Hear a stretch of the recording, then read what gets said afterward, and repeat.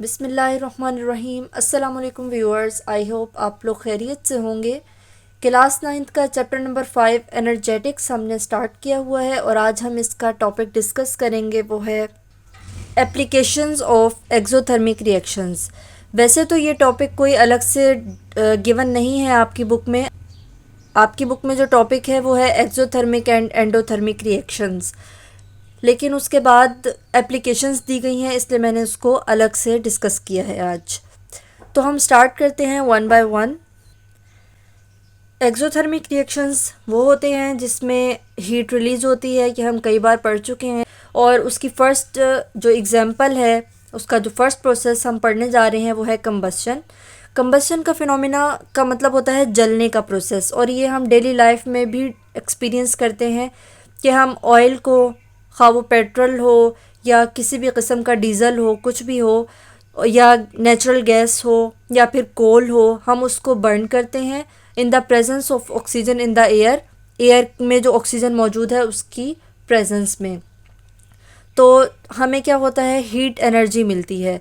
ठीक है, इसका मतलब है कि ऑयल में, गैस में और कोल में जो केमिकल एनर्जी मौजूद थी, अब वो बर्न होने के बाद हीट में कन्वर्ट हो गई है।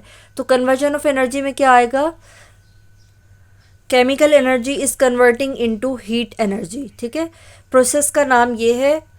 एक्सप्लेनेशन इसमें यह है कि बर्न हो रहा है और conversion of energy chemical heat energy में कन्वर्ट हो रही है। और इस प्रोसेस को, कंबस्शन के प्रोसेस को हम कहाँ कहाँ यूज़ करते हैं?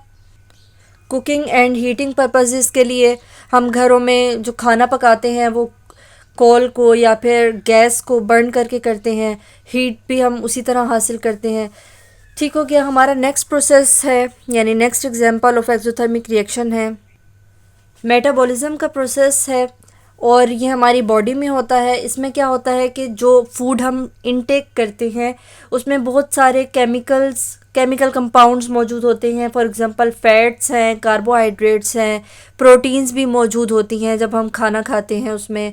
और इसके अलावा क्या मौजूद होता है, लिपिड्स मौजूद होते हैं, यानी ऑयली चीज़ें भी हम खाते हैं वो भी मौजूद होती हैं। तो वो तमाम चीज़ें, ये केमिकल कंपाउंड्स यानी कि फ़ैट्स, कार्बोहाइड्रेट्स, प्रोटीन, लिपिड्स वगैरह ब्रेक डाउन होते हैं। और ब्रेक डाउन होने के बाद क्या होता है, हमें एनर्जी मिलती है, और उस एनर्जी से हम अपने आप को वार्म भी रख सकते हैं और हम कोई भी काम करने के काबिल भी हो सकते हैं। ठीक है, तो मेटाबॉलिज्म का प्रोसेस है, उसमें हो क्या रहा है, ब्रेक डाउन हो रहा है। और कन्वर्जन ऑफ एनर्जी में क्या आएगा कि जाहिर है इसमें जो केमिकल एनर्जी मौजूद थी अब वो कन्वर्ट हो रही है, वो हीट एनर्जी में कन्वर्ट हो रही है, जो हमें इटसेल्फ भी वार्म कर रही है और हमें कोई भी काम करने के लिए एनर्जी भी प्रोवाइड कर रही है। तो यहाँ पर मैं लिखूँगी chemical energy is converted into heat energy. और इसके यूजेस क्या हैं ये हम डिस्कस कर चुके हैं, अब हम इसको लिख लेते हैं। Provide us energy and keep us warm. I hope ये क्लियर हो गया होगा। थर्ड एप्लीकेशन एक्सोथर्मिक रिएक्शन की हम डिस्कस करते हैं, electricity generation at power stations. इसमें क्या होता है, स्टार्ट होता है यहीं से कि फ्यूल, बर्निंग ऑफ फ्यूल होता है, जो हम पीछे कंबस्शन में पढ़ चुके हैं, यानी कि कोल, ऑयल या नेचुरल गैस की मदद से हम हीट प्रोड्यूस करते हैं।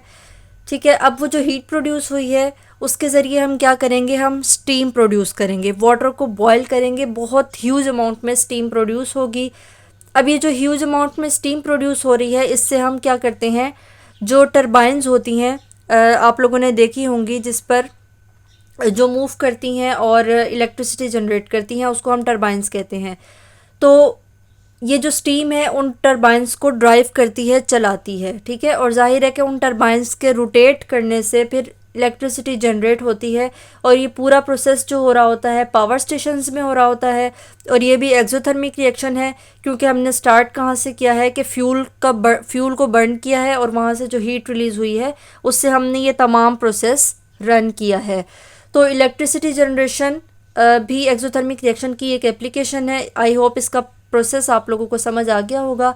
और इसमें क्या होता है, एनर्जी, केमिकल एनर्जी मौजूद है ना फ्यूल में, यानी कोल, ऑयल और नेचुरल गैस में कौन सी एनर्जी मौजूद है, केमिकल एनर्जी, हम पहले भी पढ़ चुके हैं। तो केमिकल एनर्जी कन्वर्ट हो रही है इलेक्ट्रिकल एनर्जी में। ठीक है, और इसका यूज़ वही है कि this process generates electricity. 3 applications हमने अब तक देख ली हैं। मूव करते हैं नेक्स्ट पर। मैं इसको यहाँ से रेज करती हूँ।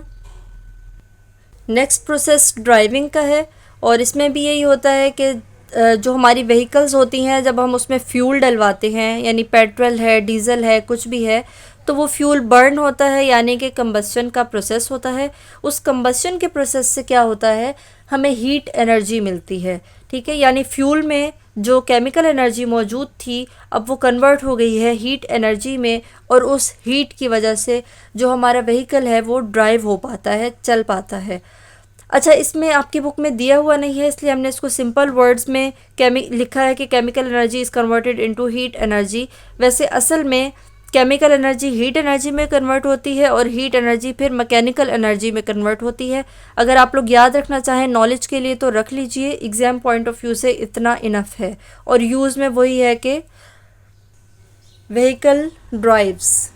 लास्ट एप्लीकेशन फायरवर्क्स की है, और फायरवर्क्स को हमने एक्सपीरियंस भी किया होगा कि जब हम जलाते हैं तो डिफरेंट तरह की साउंड और कलर्स हमें दिखाई देते हैं। तो बेसिकली उसके पीछे प्रोसेस क्या हो रहा होता है, उसके पीछे कंबस्शन का प्रोसेस हो रहा होता है।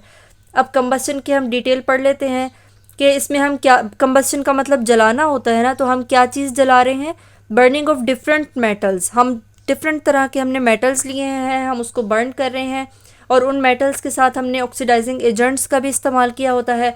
ऑक्सीडाइजिंग एजेंट का मतलब होता है कि वो सब्सटेंस, वो चीज़ जो जलने में मदद दे सके। ठीक है, वो आपने याद रखना है, ऑक्सीडाइजिंग एजेंट कहलाता है।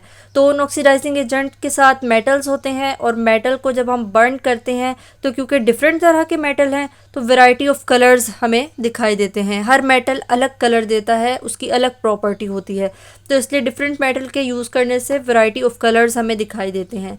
ठीक है, तो ये फायरवर्क्स का प्रोसेस है, कंबस्शन और उसकी एक्सप्लेनेशन। और इसमें एनर्जी किस में कन्वर्ट हो रही है, मेटल्स में जो केमिकल एनर्जी मौजूद होती है वो कन्वर्ट हो रही होती है light, heat and sound energy में।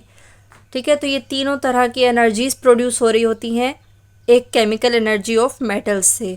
और इसका यूज़ में ज़ाहिर है वही आएगा कि हम इसको सेलिब्रेशंस वगैरह में यूज़ करते हैं। तो ये था हमारा एप्लीकेशंस ऑफ एक्सोथर्मिक रिएक्शन का टॉपिक। और जैसा कि मैंने पहले बताया कि ये आपके रिएक्शंस वाले टॉपिक में से ही मैंने एक टॉपिक उठा के अलग से बनाया है ताकि समझने में आसानी रहे, और इसको टेबल के फॉर्म में इसीलिए किया है ताकि आप लोगों को याद रखने में आसानी रहे, कोई कन्फ्यूजन ना रहे।